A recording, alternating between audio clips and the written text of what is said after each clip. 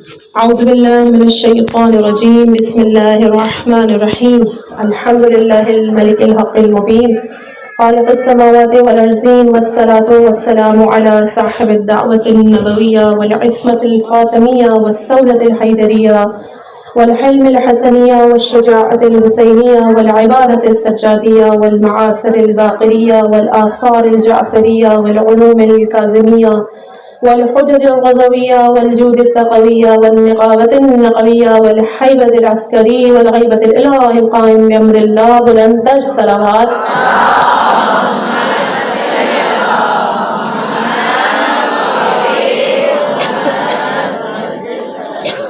خداوند متعال کا شکر کرتے ہیں کہ خدا نے ہمیں توفیق دی کہ ہم اس عزا میں آ سکیں۔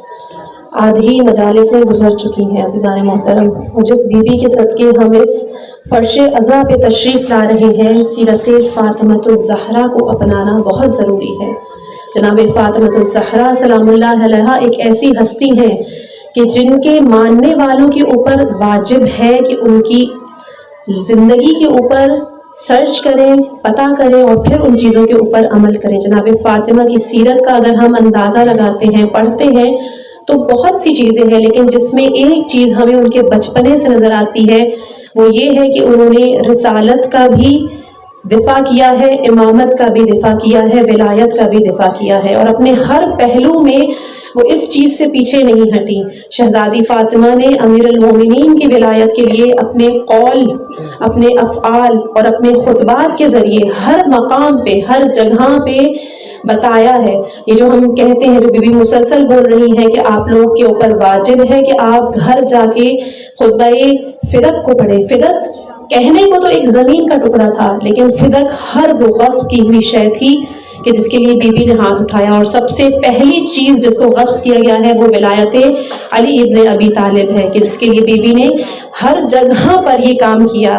وہ ارادہ کیا بی بی نے اور اس کو پورا کیا، یہاں تک کہ دشمن ڈرے ہوئے تھے بی بی فاطمۃ الزہرا سے، اسی لیے مولا علی کو کوئی چوٹ پہنچانے سے پہلے ان کو فاطمہ کو چوٹ پہنچانی تھی، اور مصیبت کی انتہا ہم سب کے سامنے ہے۔ جناب فاطمۃ الزہرا مرکز عصمت ہے، جناب فاطمۃ الزہرا محور رشد و ہدایت ہے، جناب فاطمۃ الزہرا منبع جود و سخاوت ہے، شریک کار رسالت ہے، محرم راز شریعت ہے۔ لہٰذا آپ کی حیات ہمارے لیے اسوہ حسنہ کے طور پر ہے، جہاں پہ صرف فاطمۃ الزہرا کی نہیں، جتنے بھی ہمارے معصومین ہیں یہ سب ہمارے لیے اسوہ حسنہ ہیں۔ حضرت محمد مصطفیٰ صلی اللہ علیہ وآلہ وسلم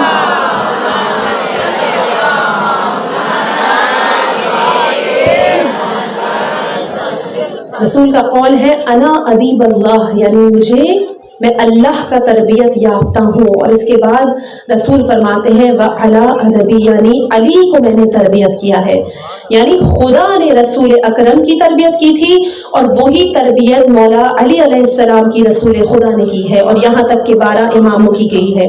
تربیت یافتہ سے کیا مراد ہے؟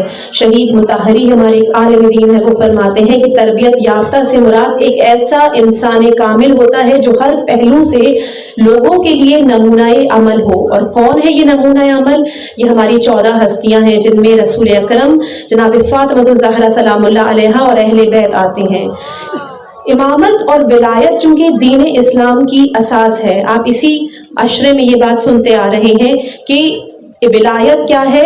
دین کا ستون ہے، دین کی بنیاد ہے، دین کا عمود ہے۔ اگر ہم اس ستون کو بیچ میں سے نکال لیں گے تو اسلام ختم ہو جائے گا۔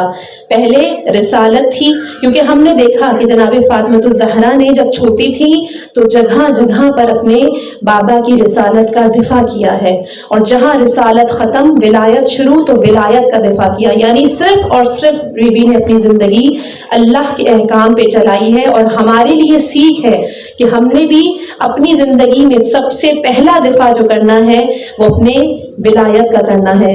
ولایت کے مطلب انشاءاللہ کہ اس مجلس میں آگے میں بیان کیے جائیں گے، کیونکہ جناب فاطمۃ الزہرا کی جو زندگی ہے 18 سالہ زندگی، ایسی کوئی بڑی زندگی نہیں ہے، یہاں تک کہ آخری دور میں کہ جب ان کے اوپر مصائب پڑے ہیں تو ایسے مصائب کہ بابا ان کے گزر چکے تھے، رحلت فرما گئے تھے رسول اکرم صلی اللہ علیہ وسلم، اور اس وقت وہ جو گریہ تھا وہ صرف اور صرف بابا کے لیے نہیں تھا. ہم کہیں کہ بی بی صرف اور صرف روتی تھی بابا کے لیے، نہیں، بی بی اس وقت بھی ان مصائب میں بھی ان ہڈیوں چور کے ساتھ بی اس وقت بھی دفاع کر رہی تھی، دلیرانہ انداز سے، شجاعت کے انداز سے، کیونکہ وہ نور کبریا ہے، وہ حجت خدا ہے.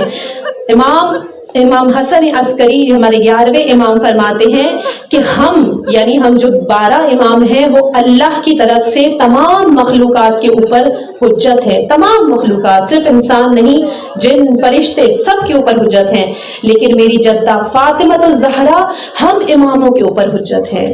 یعنی یہ ہستی ہے جناب فاطمہ الزہرا کی.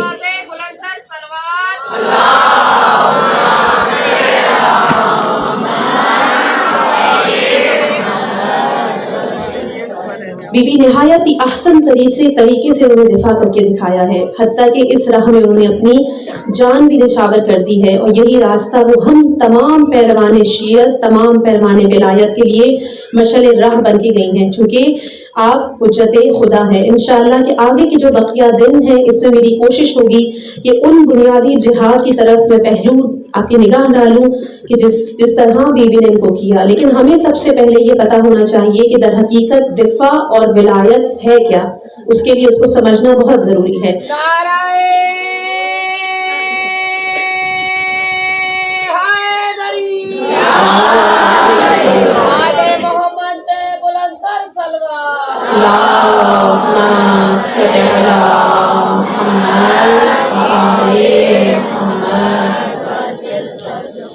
دفاع کا اگر ہم لوگ مطلب دیکھتے ہیں لغت میں، تو لغت کے حساب سے دفاع کا مطلب ہے دور کرنا یا حمایت کرنا، لیکن اصطلاحی لحاظ سے اس کا مطلب ہے کہ امام وقت، ولی برحق، حجت خدا، خلیفہ بلا فصل کی حمایت کرنا. اور اسی طرح امامت اور ولایت کی راہ میں جو جتنی بھی مشکلات ہیں، جتنی بھی مصیبتیں ہیں، ان کو بھی دور کرنا دفاع کے مقصد میں آتا ہے. اگر اب ہم ولایت کے بارے میں پتا کریں تو ولایت کے لغوی معنی ہے حکومت، کار فرما، فرمان روا، جو آپ کے اوپر حاکمیت کرتا ہے، سرپرستی کرتا ہے. لیکن اصطلاحی معنی میں ہم سب جانتے ہیں کہ ولایت مطلب امیر المؤمنین، ولایت مطلب امام المتقین، سید الوصیین حضرت علی ابن ابی طالب ہیں.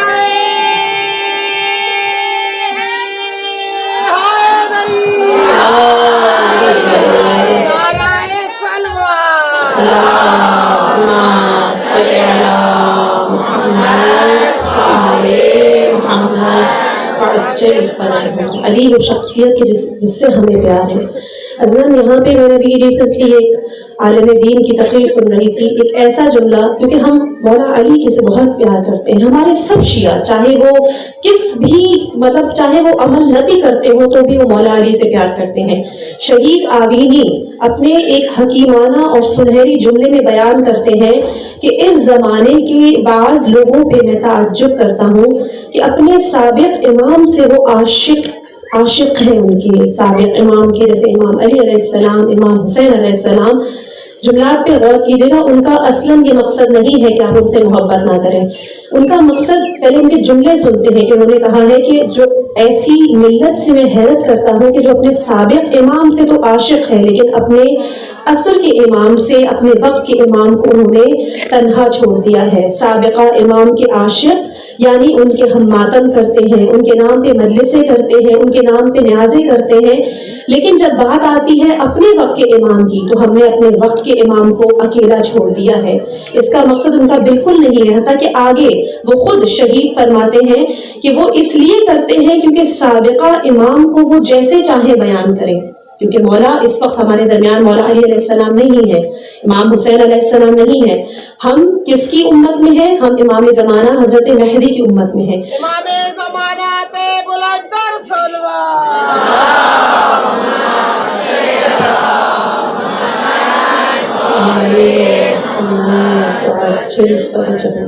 ہم نے ان उन इमामों को अपने हिसाब से बयान किया है, लेकिन जब बात इमाम हाजिर की आती है तो इमाम हाजिर की इताअत हम पर वाजिब है। इताअत इमाम हाजिर की हमें ज़हूर के लिए ज़मीना साजी करनी है, इसी इमाम के नायब की बात हमने माननी है, उसकी पैरवी करनी है और उन फितनों में भी घिरना है जिनकी वजह से, जिस तरह के आजकल लोग फितनों में घिरे हुए हैं, तोहमतें लग रही हैं, ये सब बर्दाश्त करना है, ये आसान काम नहीं है। इसीलिए वो लोग कहते हैं कि बस अली अली करो और अली जन्नत में पहुंचा देगा। हमें क्या जरूरत है कि जो उलमाओं के खिलाफ है, जो मुज्तहिदीन के खिलाफ है, आप सब जानते हैं, लोग बाकायदा लान तान करते हैं इसी मिंबर से, शिया हजरात ऐसे हैं क्योंकि उन्होंने अपने वक्त के इमाम को छोड़ दिया है। ये काम बिल्कुल नहीं कहा इस शहीद ने, वो कहते हैं तुम गिरिया करो, तुम रो, क्योंकि ये आजादारी हमारी असास है, इसी से ही, इसी करबला से हमें वो कुव्वत, वो सब कुछ मिलता है। लेकिन अपने वक्त के इमाम को, अपने हाजिर इमाम को तनहा नहीं छोड़ना। इस वक्त का हुसैन इमाम मेहदी हैं, हमारे वक्त के इमाम दर हकीकत हुसैन हैं। जिस तरह हुसैन ने हलमिन नासिर की सदा दी थी, इस वक्त इमाम ज़माना भी वही हलमिन नासिर की सदा दे रहे हैं। ये मजालिसें उसी सदा के लिए बयान की गई हैं। ये मजालिस जो हम बर्पा कर रहे हैं, ये इसीलिए बर्पा कर रहे हैं कि आओ और उस लश्कर में शामिल हो कि जो इमाम ज़माना के लिए बन रहा है, इमाम हाजिर के लिए, अपने वक्त के इमाम के लिए ज़मीना साजी करो, वो काम करो। क्योंकि उम्मत ने क्या किया, अपने हर इमाम को तन्हा छोड़ दिया। आप खुद देखें, रसूलुल्लाह सल्लल्लाहु अलैहि वसल्लम को तन्हा छोड़ा,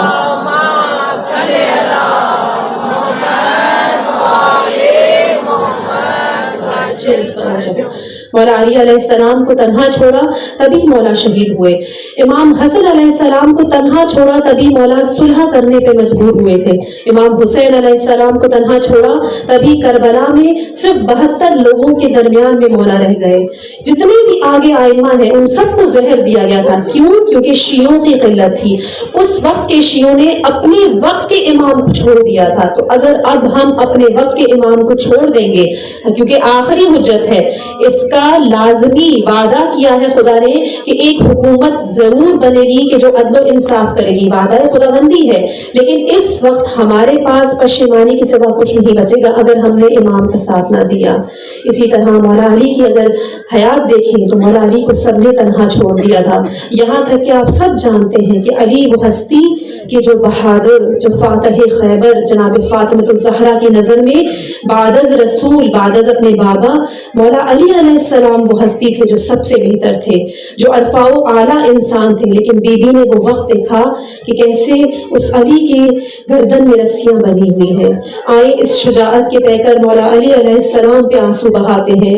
आज मौला अली की मजलूमियत पे गिरिया करते हैं। ये वो रहबर है कि जो अपने घर में एक तरफ अपने हमसर के आहो नारे सुन रहा है, एक तरफ अपने मासूम बच्चों को देख रहा है। अजीजान, वो बच्चे भी 4 मासूम छोटे सिम के बच्चे हैं।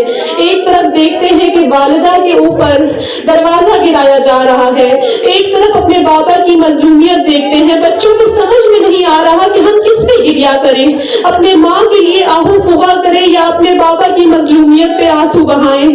अरे मौला अली मुश्किल कुशा, ये कैसा तकलीफ है कि मौला अली एक ऐसे दर्द में है कि सामने ज़ौजा उनकी बेहोश पड़ी है और उन लाइनों ने उनकी गर्दन में रस्सी डाल के धकेलते हुए मस्जिद की तरफ लेके गए हैं। आप तमाम मसाइब जानते हैं। ये वो पहला मौका है कि जब सैयदा का घराना दरबार में पहुंचा है। मौला अली अलैहिस्सलाम के ऊपर तलवार रखी गई है। जनाब फातिमा ज़हरा बेहोशी के आलम से उठी है और उस वक्त दौड़ती हुई पर्दा करके गई है कि खबरदार मेरे अली को हाथ भी मत लगाना, नहीं तो मैं बद्दुआ कर दूंगी। यहाँ तक कि मौला अली अलैहिस्सलाम ने रोका कि नहीं फातिमा, अगर तुमने बद्दुआ कर दी तो ये जमीन नहीं बचेगी, सारा इस्लाम खत्म हो जाएगा। ये एक दफा नहीं बुलाया इन लोगों ने, ये ऐसे खबीस थे कि जनाब फातिमा ज़हरा एक दफा दोबारा इसी दरबार में गई हैं। वो कौन सी दफा थी कि जब शौहर अली भी मौजूद हैं, बच्चे हसन और हुसैन भी दरबार में गए हैं, यहाँ तक कि फिज़ा और अस्मा भी गई हैं। ये उस गवाही के लिए बुलाया कि जिसको फातिमा ज़हरा के बाबा ने उनको दिया था, कहा था कि गवाह पेश करो। हत्ता कि जनाब फातिमा ज़हरा रसूल का खत लेकर गई है, लेकिन उस तहरीर को भी उन खबीसों ने फाड़ दिया। मेरे रसूल की तहरीर को टुकड़े टुकड़े कर दिया। फिर बीबी ने जो अपने गवाह पेश किए हैं, गवाहों को चुटका दिया। उस वक्त मेरी बीबी ने एक अजीब खुतबा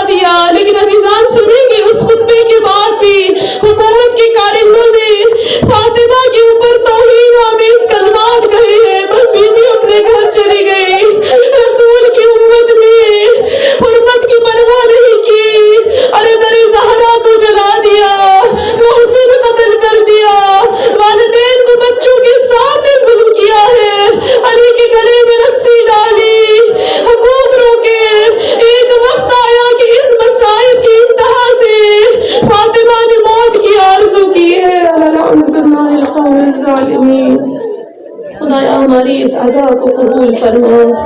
मेरे मौला व आका इमाम ज़माना का जब